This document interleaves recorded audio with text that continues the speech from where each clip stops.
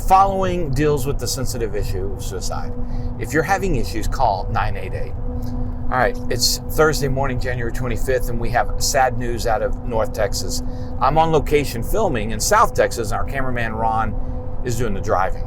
Last night, a student at the ATP flight school out of Addison, Texas, took off in one of the school's Cessna 172s, a 2023 model, from runway 34. He performed a touch and go and then climbed out, and the student had this exchange with the tower. Career track 655, runway 34, clear touch and go. 34, clear touch and go, career track 655. Career track is the call sign for the ATP schools. They use that in lieu of tail numbers. Addison Tower, career track 655 is actually going to depart to the east. Climbing up through the clouds and then just going to head outside of everything.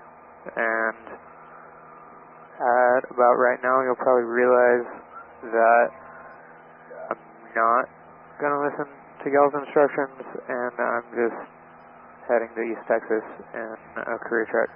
So I'm gonna pull the COM1 circuit breaker and the COM2 circuit breaker right here soon. As soon as I unkey the mic.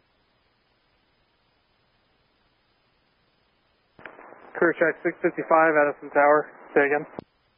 For 4 minutes, the tower attempted to contact the pilot but received no answer. The pilot climbed to approximately 5,000 feet and headed east. Had he gone west, he would have flown right into the departure zone for DFW. He flew the plane east and at one point dipped a couple thousand feet down in altitude before recovering back to 5,000 feet. He flew past Sulphur Springs before turning northbound, climbed again, and flew over Paris, Texas towards Durant, Oklahoma. He reached a top altitude of 11,000 feet just over an hour into his flight. His ADS-B last pinged right by the Texas-Oklahoma border in Lamar County 1 hour and 22 minutes into the flight. The conditions in the area was very low visibility and fog, which hampered search and rescue efforts, which were done by both Oklahoma and Texas first responders. The plane was found just before 11 p.m. Addison Airport is right in the middle of the Dallas metropolitan area and is surrounded by skyscrapers, buildings, with Love Field just to the south. It's a satellite airport and extremely busy with several schools located at the Class D airport. The flight school ATP is one of several, as I said, and they have a fleet of new Cessna 172s with full-time mechanics that keep the planes maintained. I've flown in and out of Addison a lot of times, and you can find videos on my channel showing the airport. It's a great training airport for serious pilots. It's some of the most challenging towered airport work out there. You can learn to fly at Addison, well, then you can fly anywhere.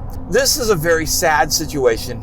ATP and schools like it for you non-pilots out there are what the FAA calls Part 141 schools. And what that means, it's very regimented on the curriculum and is meant for full-time flight students, generally training those that go from 0 all the way to the airline rating. It's a lot quicker, but also more intensive and expensive.